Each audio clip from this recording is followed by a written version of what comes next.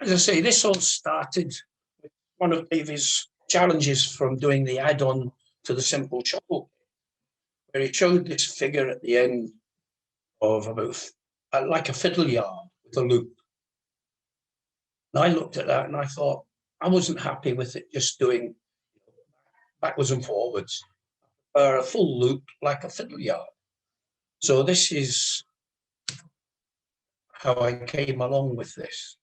I use fiddle solenoids to operate my points at the moment with this CDU.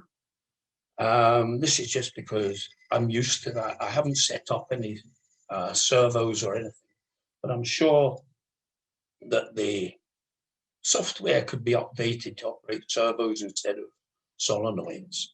Now, when we think about fiddle yards, I came up with 3 types of layout that would keep everything reasonably simple. And these are the, of a layout 1, where you've got 3 lines.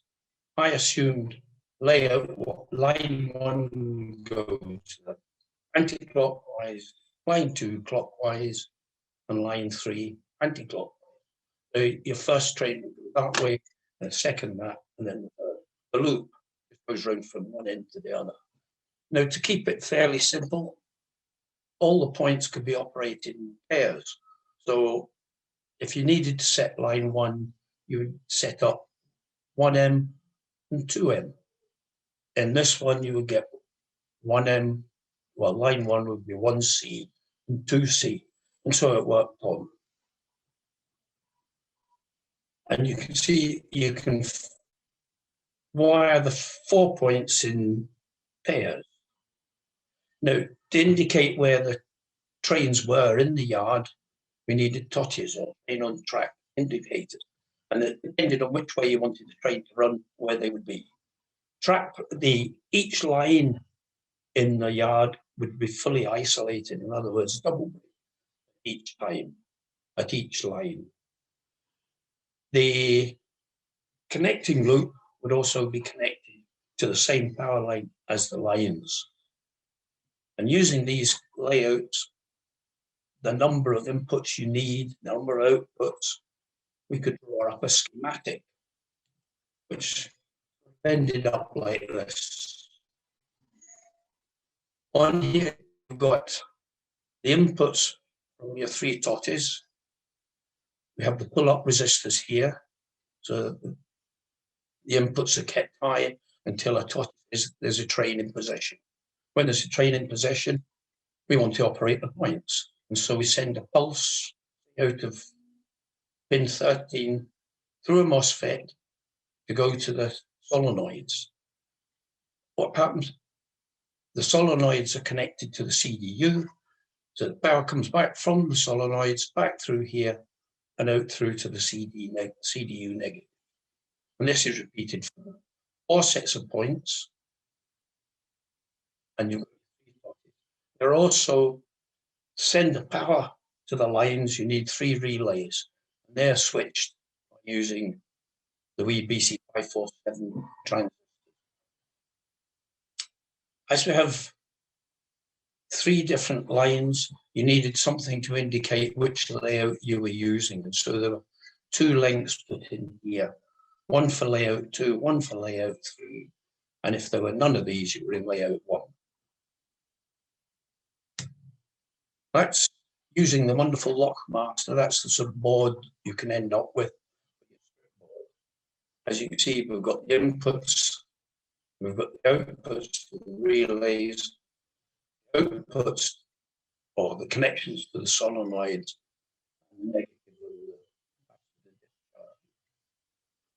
and the rest of it is power supply, pull-up resistors, current limiting resistors here, the 3 transistors and the 4 MOSFETs. That's what it actually looks like when made up. Again, you can see your connections to the totties, the relays, and the point.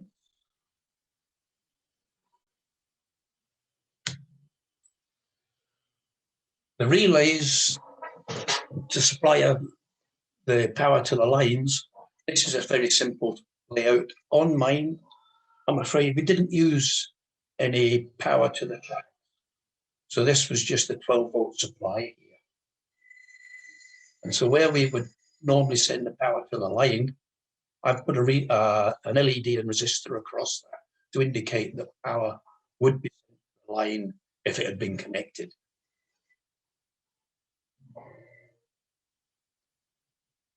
This is 3 relays,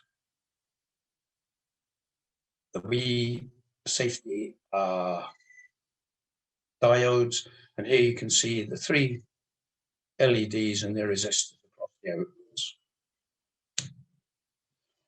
Using the type of dotty we were going to use, we looked at a lot and decided that with a bit of help from Davey, we'll go for a light dependent resistor one. The light dependent resistor, the LDR, changes resistance depending on how much light falls upon it. A lot of light is low resistance, while reducing the light level gives a higher resistance. We were using 2 LDRs.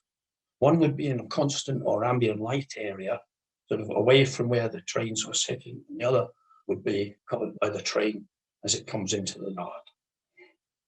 So comparing the outputs of the 2 dotted would show you the presence of the train. The sensitivity of the dotty had to be able to be adjusted depending on light levels, etc. There are also a number of other LDR detailed in the journal. Some of these are automatic setting, and the other one, the normal PMP, is sensitivity control. Other dotty devices, lasers, reed switches, or magnets, could also be used as long as the output goes low when the line is occupied. This is the schematic for the ambient LDR dotty. You've got the 2 LDRs here connected to 2 of the pins. We have the sensitivity connected to a 3rd one. And to show when, let's say, the line is occupied, pin 3 will go low and pin 2 will go high. And if we put a couple of LEDs across them, showing when the yard is occupied, that line goes high, so that LED will come on. If the line isn't occupied, this would be high, so that LED will come on. So you've got an indication of whether the line is occupied or not. Again, this is what it looks like from a Lochmaster layout. We've got the 2 outputs here. We've got the power input. We've got the 2 light, the 5-volt supply to the LDRs. We've got the one base in the line, and the other that's the ambient. And again, sensitivity. The red LED operates when the line is empty, and the green LED operates when the line is occupied. You should be able to see this later on. Again, that's what the finished item looks like, and that's on this occasion I put the ambient LDR just on the board. The board was going to be sitting to the side of the track. So that's the LDR there, sensitivity, and the 2 LEDs. Now, the capacitor discharge unit, or CDU, is a simple unit. And this is a wee circuit showing how I connected it up to the point. A full wave rectifier, a current limiting resistor, which charges up a fairly large capacitor. These are the capacitor is connected to the 2 coils on each solenoid. And then the outputs, this would be 1C, 2C, they're connected together and would return to the control board. Again, 1M, 2M, return, and the same 3 and 4. Now, Davey gave a presentation at one time, a short one, to Jalsig as well as Wilsag on writing a list of pseudocode showing how the software could be made up, the system or the logic sequences that were needed for the software. Shuffler, we've assumed that 1 and 3 go anti-clockwise. This is the positions at the top, near the end of the line. And I reckon that gives a more interesting view at an exhibition. To get all the inputs that were needed and the outputs, we needed to use a 14-pin PIC. We used the 676. The software sequence would be, you set all, after all normal JAL stuff at the start, we would set all the outputs to low, and this would present the MOSFETs and transistors controlling the relays from behaving randomly. You then check first TOTI on line 1. If the line is occupied, set the points for line 1. Switch the relay to put power on line 1. The train should move off and round the layout. At that point, the TOTI will show that the line is unoccupied. And so the power stays on until the train returns. That TOTI will then say, oops, the line 3 occupied, relay off, and the power goes off to that line.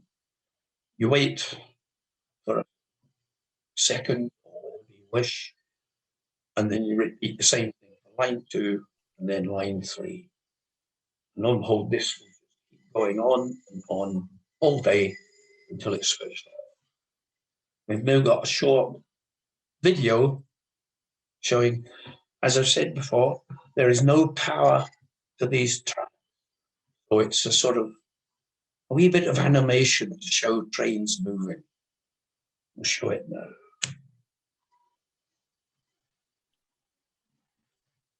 On here, you've got the 3 lines. This is layout 3, by the way. We have the control panel, the relay board,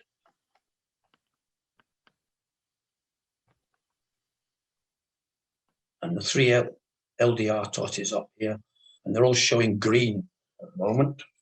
The points are set for line 1, the power comes on, and away it goes.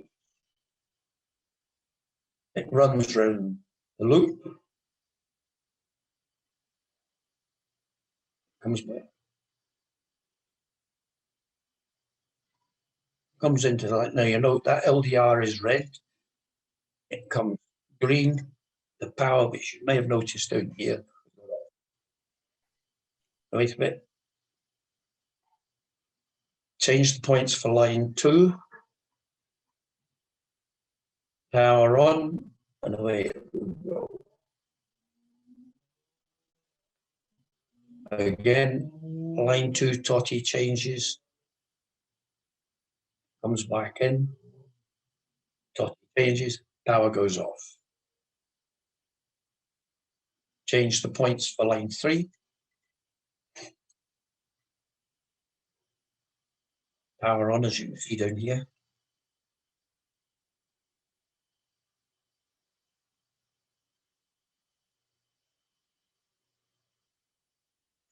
Comes back in, power goes off.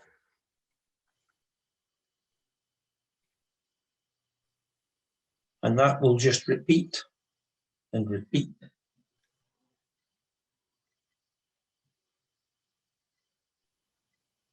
And that's it, folks.